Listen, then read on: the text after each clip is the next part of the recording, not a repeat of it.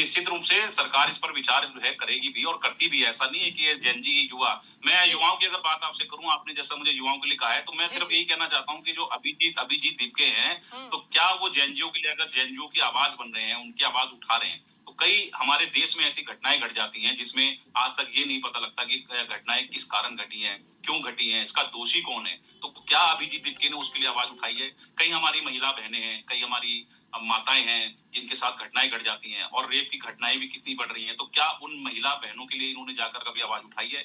कई मतलब ऐसे मामले हैं, तो मैं अगर ये कहना चाहता हूँ उनसे कि अगर आप जेन ज़ी की आवाज़ बनना चाहते हो, तो हुँ। हर क्षेत्र में आप जाइए, वहाँ उनकी आवाज़ उठाइए युवाओं की। युवा सिर्फ़ नीट का पेपर थोड़ी दे रहे हैं, सिर्फ़ पूरे हिंदुस्तान का युवा जो है, वो सिर्फ़ नीट थोड़ी कर रहा है, और भी सेक्टर नहीं, में है। ये सिर्फ नीट का वकील हैं, मुद्दा नहीं है, पत्रकार हैं, ये मुद्दा है डॉक्टर हैं। पेपर लीक का मुद्दा है, ये युवाओं के रोज़गार का मुद्दा है, ये युवाओं के भविष्य से जो खिलवाड़ हो रहा है, उसको लेकर ये मुद्दा है।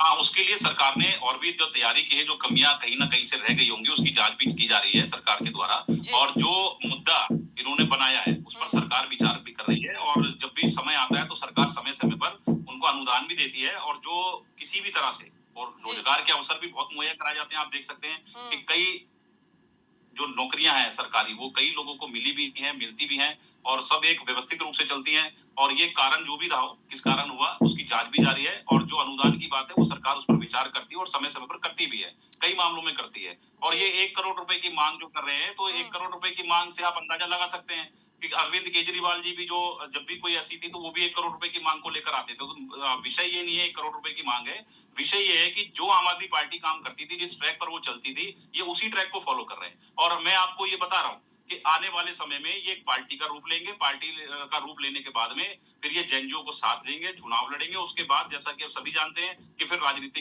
जो राजनीतिक प्रकरण होता है, वो चलिए पूरी ठीक है, तरह से वो इम्तियाज़ जी, करेंगी। चुनाव, आपके राजनीति इन सब से हट के थोड़ा